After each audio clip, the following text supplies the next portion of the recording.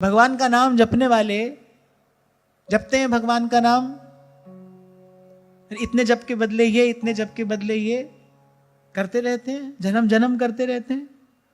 भाई भगवान तो सबको स्वीकार करते हैं, वो तो किसी को ना करते ही नहीं है।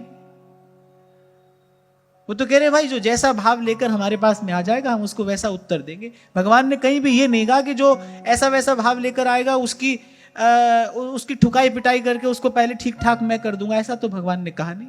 भगवान ने कहा ये यथा माम प्रपद्यन्ते तांस तथैव भजामि हम। भगवान ने कहा भाई ये झंझट हमको नहीं आता है कि पहले उसको समझाएं, उसको बुझाएं कि भाई ये ठीक है ये गलत है, ना ना बोले ये सब काम हम नहीं करते।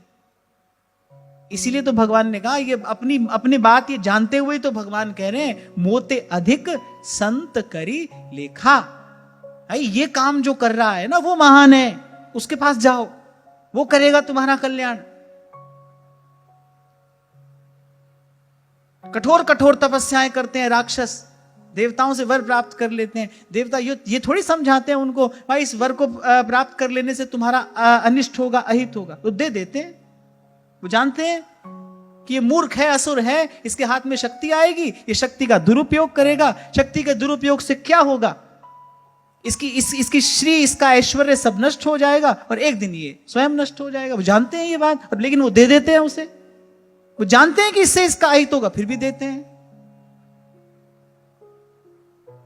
तो भीतर की बात है। भगवान ने तो ये कहा है भाई हमारे पास तो जो आएगा हम तो उसको वो दे देंगे। अब तुम देखो तुमको मांगना क्या है, तुम देखो हमारे पास आने से पहले तुम चाहते क्या हो। भगवान ने कहा भाई हम तो कल्पतरु हैं, कृष्ण कल्पतरु। एक व्यक्ति को एक बार मिल गई कल्पतरु की छाया। अब जो जो मन में इच्छा होती आई वो कल्पतरु देता गया। अब थोड़ी देर में आया कि सुना है भूत होते, हमने तो कभी देखा नहीं। अब कल्पतरु ये तो बताने नहीं आएगा भाई अगर ये इच्छा करोगे तो तुम्हारा कुछ नुकसान हो जाएगा। अब जो इच्छा आई कल्पतरु ने वो कर दिया, काम तमाम। तो ऐसे भाई भगवान का नाम जो है परम मंत्र है, परम औषधि है, परम विधि है, परम सिद्धि है। पर भाई उसका करना क्या है ये तो गुरु बताएगा, उसका पथ्य कुपथ्य गुरु बताएगा, औषधि के सेवन की विधि गुरु बताएगा। एक ही औषधि, उसका एक समय होता है। आयुर्वेद में तो सूर्य की गति के साथ और चंद्रमा की गति के साथ औषधि का पान कराया जाता है। अब मध्याह्न में ली जाने वाली औषधि अगर मध्य रात्रि में ले ली जाए तो हो सकता है शरीर को लाभ के स्थान पर हानि हो जाए।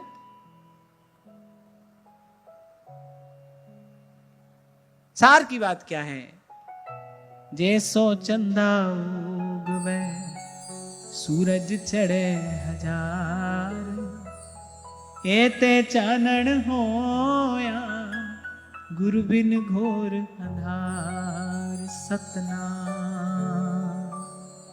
सतनाम